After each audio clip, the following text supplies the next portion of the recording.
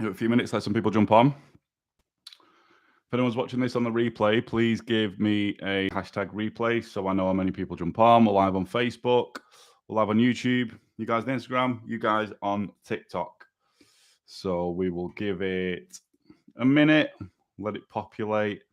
Some of you guys jump into the little party that we're going to have. Okay, we've got a few people jumping on now. What's happening, gang? I hope you're good.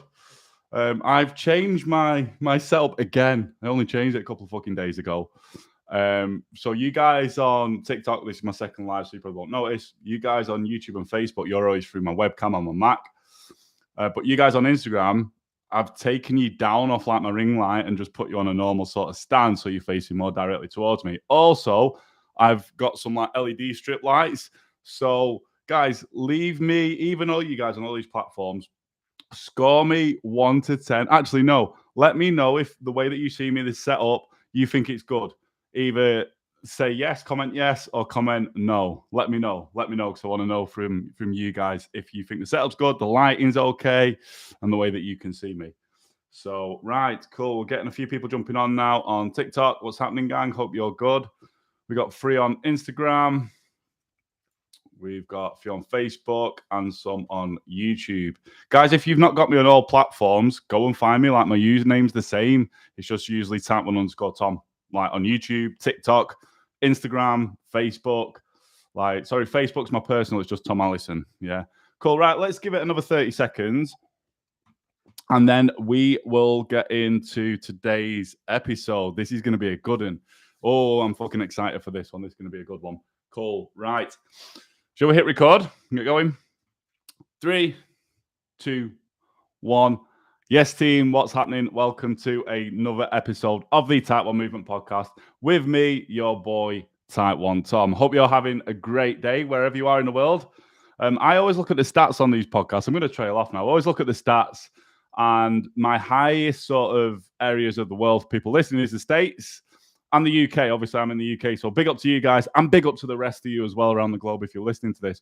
So in today's episode, I'm going to be talking about the one thing that's standing between you and great blood glucose control. Now, before we get into it, please leave me a rating and a review on the podcast app, as it really does help me reach more type 1 diabetics and positively impact our community. Also, whatever device or platform you're listening to this on, please screenshot, share it on your Instagram stories, and tag me at type1_Tom. Much appreciated. So, right, I'm going to be straight up and fucking honest with you guys here now. If there's any delicate snowflakes that are listening to this, you may get triggered. I'm going to warn you straight away. You may get triggered because I'm going to deliver quite a bit of tough love. But I think a lot of people who actually followed me for a bit, listen to these episodes for a bit, you guys come to me and say, I fucking needed to hear that, Tom. That's really helped me improve my control. That's really helped me improve my mindset. And that's just how I am. I'll repel delicate snowflakes. That's fine because I can't help those people. But the people that need the tough love that I can deliver pretty well, they're the ones that are drawn towards me. But I'm just going to put a warning out now. If you're a delicate snowflake, you get upset easy, maybe you got a bit of a victimized mindset, this may trigger you. But if you still stick around after this warning, you are going to get a lot of value from this. So let me just side note for a minute.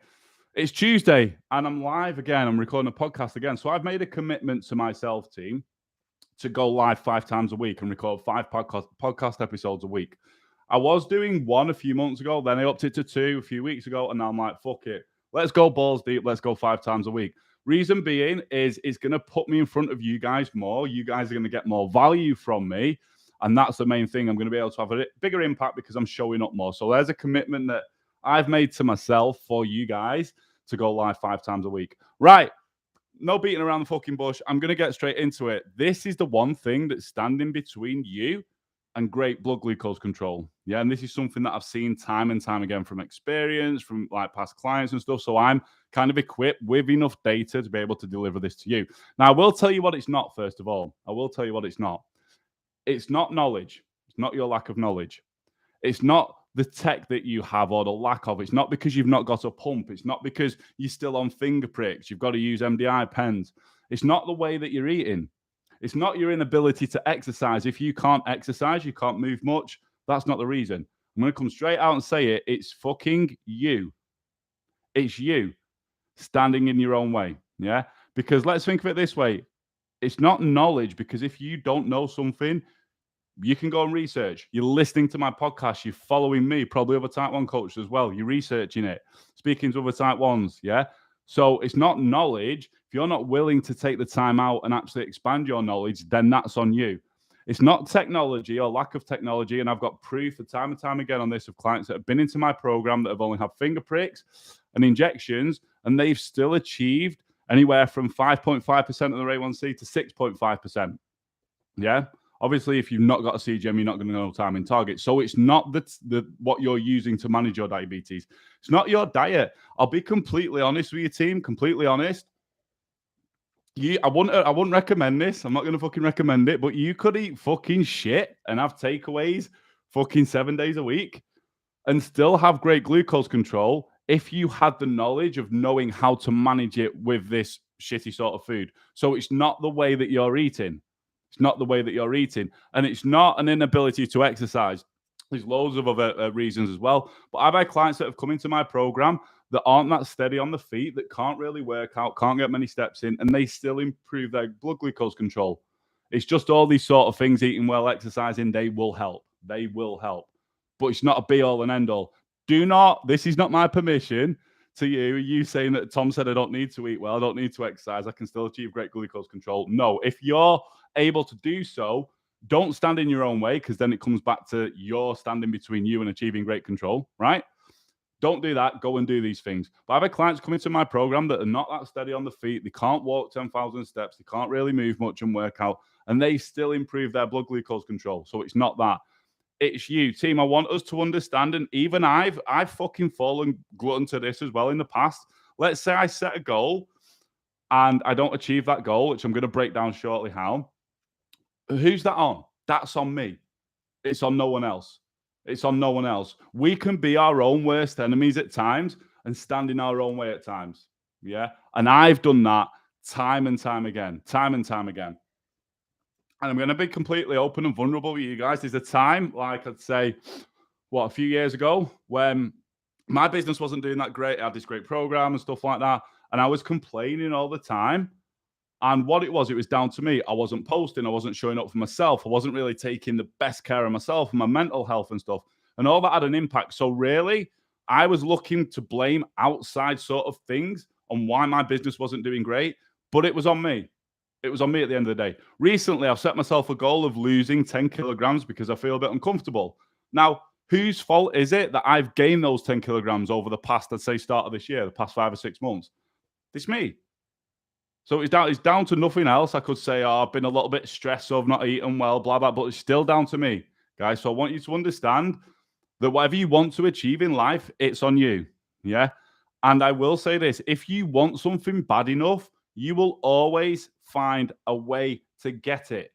If it means that much to you, which managing your diabetes should, because it's your health, it's like a key, it's like the baseline to you having a family, having kids, staying away from diabetic health complications, excelling in your career, feeling good.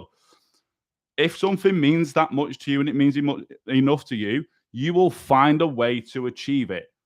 And I will say that because I've been there when I thought I wanted something, I didn't really and never achieved it. But then I've been there when I've been like, fuck, I want that. I'm going to get borderline obsessed and achieve that. There's no way I'm not achieving it. So it's down to you. Now, I didn't just want to come on here and say, you're the reason that you've not got great glucose control. You're standing between yourself and that and blah, blah, blah, and then not give you any value. Yeah. So guys watching this on the live, if this is making sense, drop me a fire emoji in the comments. Drop me a fire emoji in the comments. If you can, hand on heart, put your hand up and say, yeah, I've stood in my own way at times. I know I have, just been honest with you guys. Yeah. Stick me a fire emoji if you know that you've stood in your own way at times.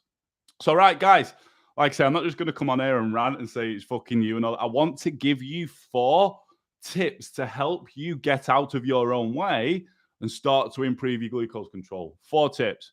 Tip number 1 is a big one. This is a huge one. If you don't take anything else, please take this. And it's be careful how you talk to yourself. Be careful how you talk to yourself. This might sound crazy, but we're speaking to ourselves in our head pretty much 24/7. Yeah, 24/7. We speak to ourselves more than we speak to anyone else. So if you're talking to yourself disrespectfully, a good one is this. Like, think about your best mate and how you would speak to them. Yes, if they did something wrong and you could see them standing in their own way, you would call them out on their bullshit. Well, I hope you would, because a good mate would, yeah? But you wouldn't constantly put them down, tell them they were shit, tell them they're not good enough. So why do you do that to yourself? I've done that before in the past. That's how I understand this. But why do we do that to ourselves? Be careful the way that you speak to yourself, because what it's like, let's say you've got a nail and a bit of wood, and you just scrape it over the bit of wood. All right, not really going to do much. You keep scraping it, you keep scraping it, you keep scraping it. Eventually, you've got a big fuck off hole in this wood. It's ingrained there. And it's the same if you keep telling yourself, I'm not good enough.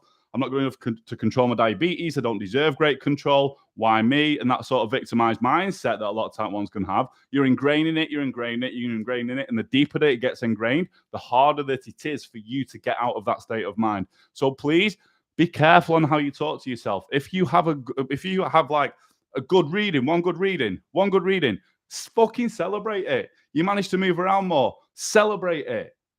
Even if it seems so small, celebrate it, because it's not necessarily the thing, and I say this to clients all the time, it's not the thing that you've achieved, it's the fact that you're celebrating a win.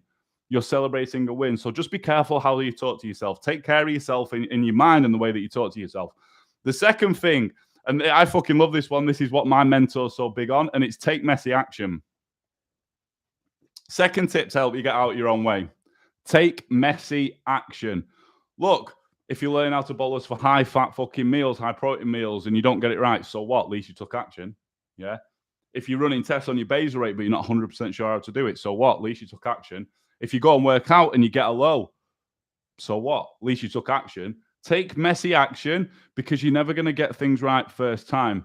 And in fact, it's good if you're taking messy action, because the fact that you're then doing that and you're not failing, but kind of failing forward, you're going to get more information, more data, and that's going to help you. So stop waiting around for the right time to start improving your blood glucose control, your health, or whatever your fucking goals are. There'll never be a right time. Life will always be busy. Stress levels will always be up and down. That's the way it is with us all. Just take action now. Take messy action. Yeah. If you take action now, a few months down the line, you're going to be much further than if you waited and you waited and you waited for things to settle down, for you to keep procrastinating. Right. So take messy action is tip number 2. Tip number three to help you get out of your own way is go and surround yourself with other type 1 diabetics who have got great control, if that's your goal, or who are winning, or who have a positive mindset. Go and surround yourself with other type 1s that you aspire to be like. And I will say a lot of you guys do say that I'm motivational and inspirational, and I love that. Thank you. I'm only here because of you guys. But you're doing that now. You're watching this live. You're listening to my podcast, and you're surrounding yourself and taking this information in that I'm giving you, and hopefully you're going to take it on fucking board and go and apply it. But surround yourself with other type 1 diabetics who are actually winning. If you're on Facebook, I'm big on like Facebook groups, but be careful where you go. There's some fucking victimized ones. But if you see one you like, I like them, positive, some got good control, they're asking good questions, get yourself in there, get involved. Because what happens is when you surround yourself with other people that are winning or have what you want, you will start to level the fuck up. And also, you can ask them questions. This is something I'm big on in my client Facebook group. Some of my clients that have been with me a while are getting awesome control. Some people who just come in, control isn't that great. That's why they've reached out. That's why they're on the program. But then they're seeing these other type 1s get amazing control. They're asking questions and they're using that as inspiration. It's causing them to level the fuck up and level up their mindset. So that's tip number 3. Surround yourself with other type 1s who are actually winning, who have what you want to achieve. So you can ask them questions. It's going to cause you to level up. And tip number 4, this is a big one that I do every day. And if your excuse for not having great control is you're busy, your life's stressful, life's always stressful, this one is fucking for you. Plan your day the night before, or the morning of, I do the night before, and write to-do lists. Tip number 4 to help you get out your own way.